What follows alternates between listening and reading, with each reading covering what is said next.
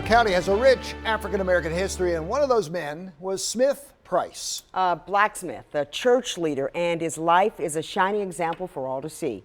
Some 2 centuries later, his legacy continues. WMAR 2 News' Don Harrison has more on that for us. We now know that all of his neighbors were our ancestors. Janice Hayes Williams is talking about Smith Price. Price founded the first African-American church in Anne Arundel County in 1803, the church, Asbury United Methodist Church. His bones were discovered behind the church and then sat on a shelf for more than 30 years.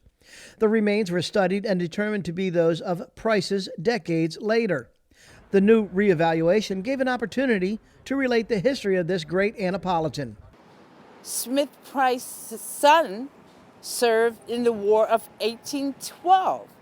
Hayes Williams started this project, and last year the remains were buried in Annapolis in the St. Anne's Cemetery. A group of men escorted the remains to the gravesite.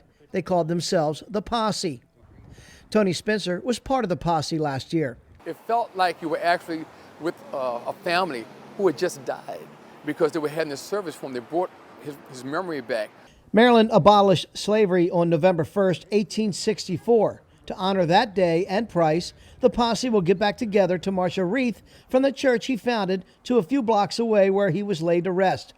Vincent Leggett, one of the original Posse members, and Hayes Williams came to the gravesite today. Price was buried with his son, Reverend Henry Price.